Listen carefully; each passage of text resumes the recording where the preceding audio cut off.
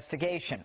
Now, what's interesting is that late that same day on Thursday, Rod Rosenstein says we have to exercise caution in assessing the veracity of some of these stories, and the FBI and the Justice Department doesn't confirm or deny the truthfulness of the stories like this. That kind of tells me that maybe Rosenstein is saying, don't be so sure he's under investigation. What does it tell you? Well, it doesn't tell me anything. You know, if he's not under investigation, why can't Rosenstein say it? This whole, you know, here we are back to where Comey was. Exactly. I mean, apparently, over and over again, Trump has told privately, you're not under investigation, but nobody will officially admit it. So the news, you know, the Washington Post, the New York Times, CNN can all go about smearing the president and using anonymous sources who are ostensibly government officials. Okay, but what is amazing to me is I'm not really sure whether the president is under investigation. We've got anonymous sources. Then we have the head of the Justice Department, for all intents and purposes, seeing as a recusal of the Attorney General. And then the president comes out and he says on Friday morning, he says, I'm being investigated for firing the FBI director by the man who told me to fire the FBI director. So that, in a sense, if you're reading the tea leaves, says, he says he's under investigation, but then we just heard a report which says he wasn't confirming or denying that he's under investigation. Why is this going on in Washington? Because they hate Trump. It's not, this is not a complicated story. On election night at 8 o'clock, everybody on the left thought they were about to elect Hillary. She was going to finish off the job that Obama started. They were going to use the power of government to finish radicalizing America. They were all happy. At 11 o'clock that night, they realized that their worst nightmare came true. She didn't lose to some nice, pleasant, mild establishment Republican. She lost to Donald J. Trump, and Donald J. Trump represents the end of their world. Remember, Judge, 97% of the people at Justice who donated donated to Hillary Clinton. 97-3. Guess what that culture's like? Yeah, I get that. But, you know, as you look at this, you say, okay, Jim Comey testifies that when he left the FBI, the president was not under investigation. All right? That we get from him under oath. Then he says he leaks information so we can get a special counsel. We get the special counsel. Now there are leaks that the president is under investigation. That tells me that Mueller's operation is no better than Comey's, and that there are leaks, assuming they're even true. And then what's even worse is that Mueller and Jim Comey are like this. They always have been. How can we have a special counsel who is assessing the credibility of the two major witnesses right now, Comey versus Trump, who is pals with Jim Comey? Well, look, to the degree that Comey's involved, Mueller, in theory, should recuse himself. The rules of justice are very simple. You cannot be investigating somebody who you are a personal friend of. And that's why this whole thing is so absurd. Right. Remember, by the way, Comey's past experience under Bush, when Comey appointed the godfather to his children to be a special investigator in the Valerie Plame case, knowing that there was no crime and knowing who had leaked, and they let loose Fitzgerald for the purpose of going after Dick Cheney. You know, I think that this whole thing is sick, and we ought to understand how sick it is. And if you look at who Mueller's hiring, it gets even sicker. And that's not all. The speaker gets tough on his critics. Hear who he likened to a prostitute. Coming up a little later. And next, Amy Holmes is here live. We'll talk more about the people trying to take down the president and what he has to do to survive. And later, street justice gets some culture. I head to the theater to ask why a President Trump lookalike being stabbed to death is appropriate for Shakespeare in the Park. Justice rolls on in a moment. You don't have a problem with them depicting Donald Trump lookalike? No, I think they always try to push the envelope a little bit, and that's what they're doing.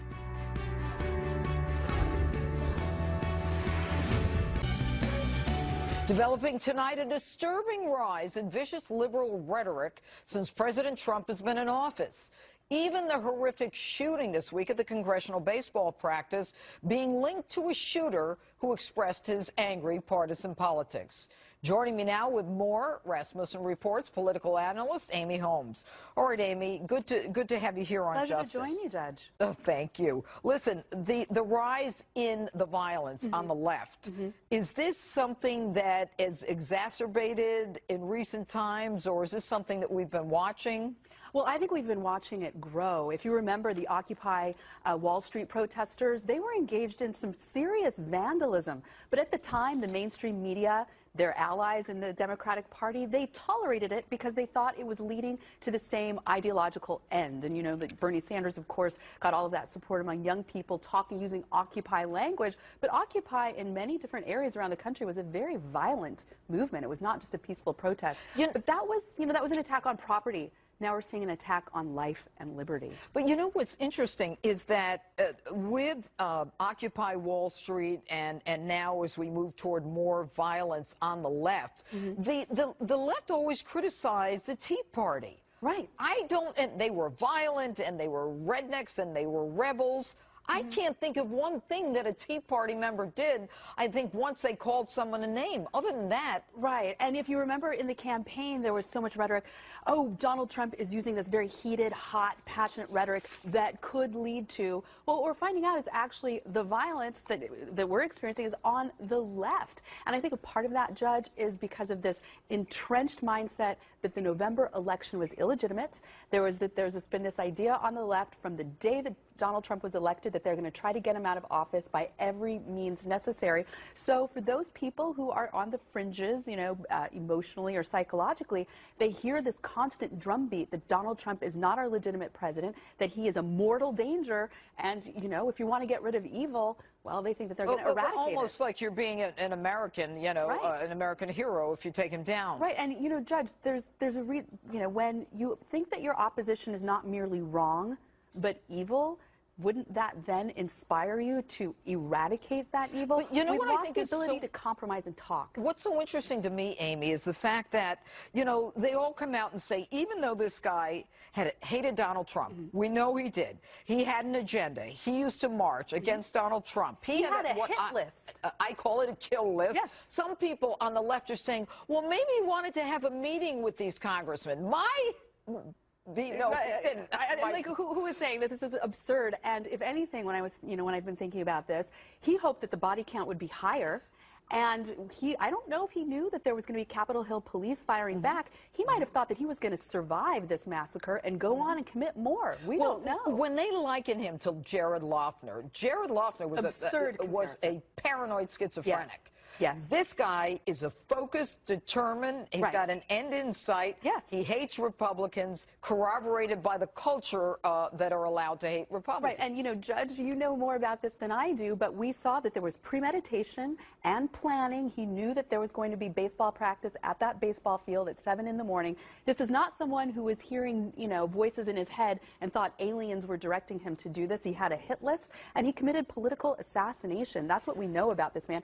And we also know that his neighbors called him some fairly harsh language, that he was an angry little bleep. I'll just leave it at that. You know, what's interesting to me is that all of those Congress people who were there, I mean, they have seen, the face of death, I'm sure, closer than ever before in their lives. Right. And I wonder if, in spite of this kumbaya, we're all going to come together, I wonder if they're going to be even less vocal in their support of what they believe in for fear that they're going to be victims. So as the left becomes more empowered, the right becomes more silenced. Goodness, Judge, I hope not. And I hope that there are people both in political office and in public life and private life that are willing to stand up.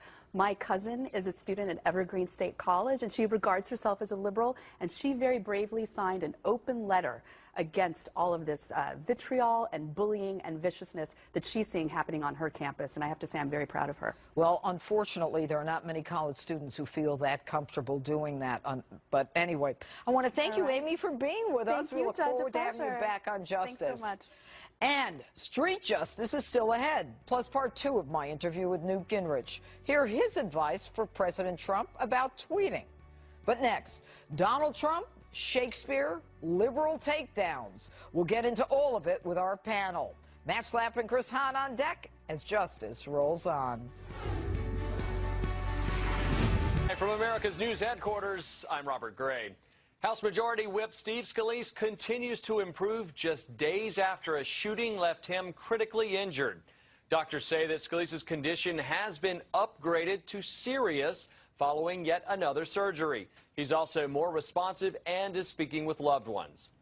Meanwhile, the area around the baseball field where Scalise and 5 others were injured on Tuesday is back open. The field itself will stay closed until tomorrow.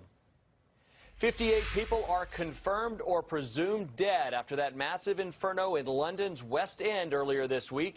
And now British Prime Minister Theresa May is trying to quell criticism of her handling of that disaster. May met with 15 survivors for 2 hours at her official residence. She's also set up a more than $6 million emergency fund for families affected. I'm Robert Gray. Now back to the judge.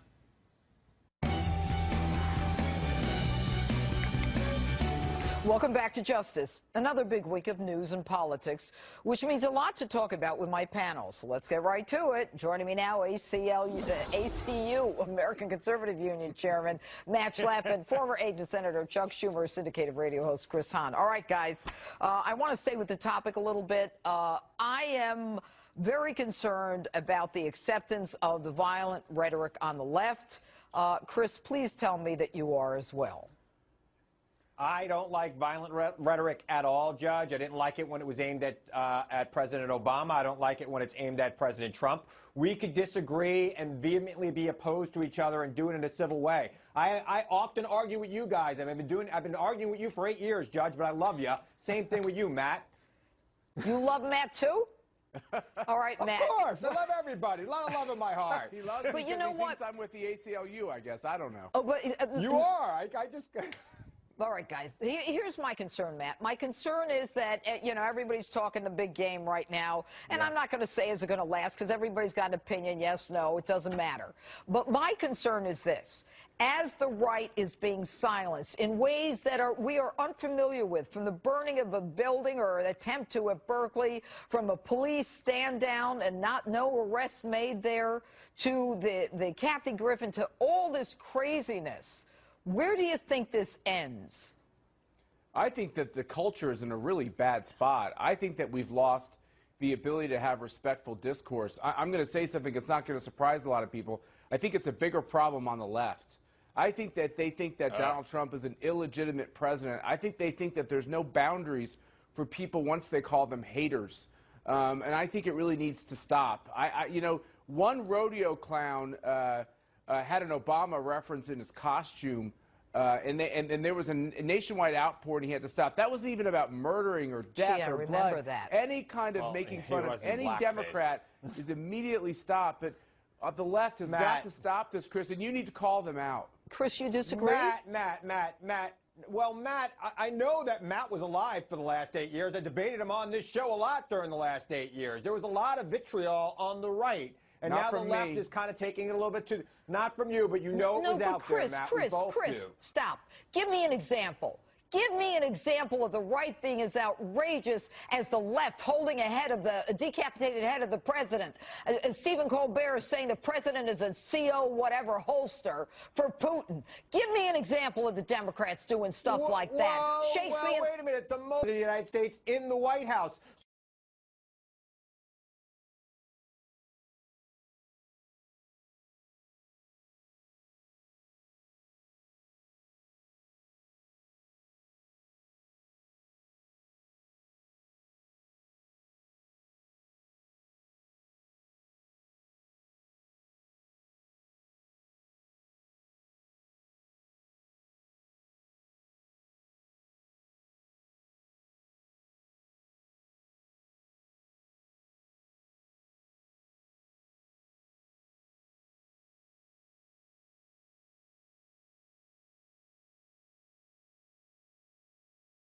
President is a CO whatever holster for Putin. Give me an example of the Democrats doing stuff like that. Shakespeare. Wait a minute. The most of the United States in the White House. So what I want is for the violence to stop. All I want is for agree. people to not think that they're going to be a hero if they kill a congressman or a president. You get no argument by radio show talking about it this week. It is horrible that anybody would think that violence solves anything. And, you know, to the point of that play, Julius Caesar, that's the point of that play, that violence doesn't solve anything. In 1789, when they performed that play, Julius Caesar looked a whole lot like George Washington. It's the way that play gets performed when it's modernized. It's not pretty, but it goes to the point that violence doesn't solve anything, especially political violence. So George Washington, Chris, it took 200 years to get to Trump. They skipped over everybody else. What I'm trying to say, Judge, is that almost every president, including Obama, has been portrayed as Julius Caesar in a production of Shakespeare's Julius Caesar. It's widely been reported that there was an Obama impersonator in Minnesota at a major theater doing this during his term in office. Boy, Minnesota, that's a big audience. Go ahead, Matt. Yeah, I think let's go back to this again. We have to call out when the rhetoric is too hot. The fact We is do call out and they say free speech. Yes. That's it. Look, I'm okay with free speech, but you have to have the responsibility for what you say. I don't want it to be criminal to say these things, but you have to take responsibility. And these left-wing hotheads who are encouraging these people across the country to take these violent steps by the rhetoric, it has a bad consequence. You know and they what? have to take Doesn't have any responsibility. consequence. Go ahead, Chris. Of the three of us on this panel, I'm the only progressive that is here in the conservative medium, and I get attacked on Twitter in ways that would turn your stomach by people on the right. So let's just cool it right now about what's happening from the left. It happens on all. I get trash too. It is Deal with it. You're a Republican guy. It is absolutely wrong for it to happen. I agree with you. We should stop with the violent tempered rhetoric. But there's like nothing. I said, I got a lot of respect for the people I debate here on Fox, like and I think this you have in the respect age for me. of We've Trump. got to respect each other. There's nothing like this that we've seen in the age of Trump. This complete disrespect and disregard and the laughter about these disgusting violent acts, and it has to stop. There should be respect for our public officials. People were almost killed because people's rhetoric is out of control. Well, Congressman Ron DeSantis was on earlier, and he talked about how they're saying one down, X number to go, and people, you know, liking it on Facebook and There are idiots everywhere. There are idiots and criminals everywhere. Yeah, there are, Judge. We know that. And there are trolls on the internet that say things that they would never say to your face. Yeah. All right. Come on, Matt, I'll give you the last word. I think we can do better than this. I think it was a horrible week for the country. And I'm hoping that all of our elected officials can lead us better, be responsible, and all of us who are on TV can make sure that we're talking about solutions to this for this country. Okay, but we're not. Fast, I got 5 seconds. Chris, should congressmen be able to carry guns? And women? I think that that's a yes or no. I think that if they're properly licensed and insured, yes. Of course. Yes. Yes, I agree. The three of us agree. Licensed and insured. Matt Schlapp, Chris Hahn, thanks for being with us tonight. Thanks, Judge. And Newt Gingrich with some tough talk for his critics and some interesting advice for the president. Part 2 of my interview next.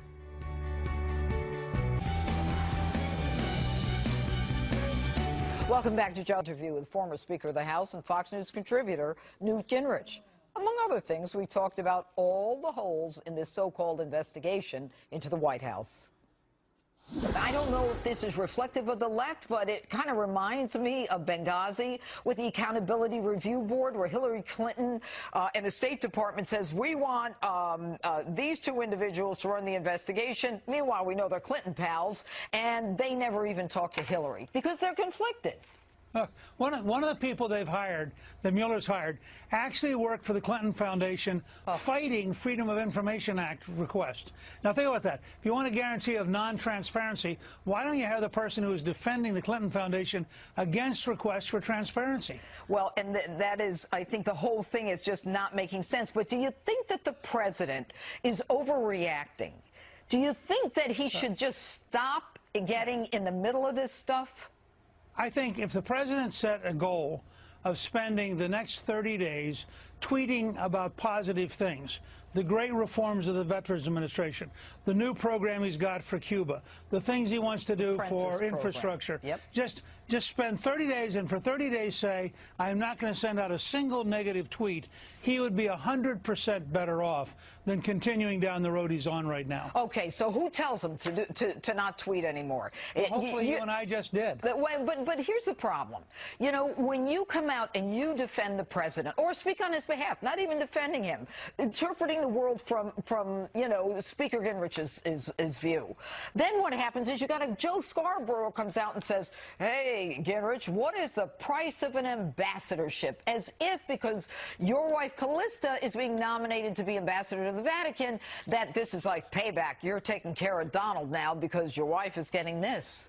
Well, now we know to the degree to which that apparently he would do that. I wouldn't. My record of being for Trump is clear. It's unending. I just wrote a book called Understanding Trump. I am deeply committed to this presidency because I think we need to shape.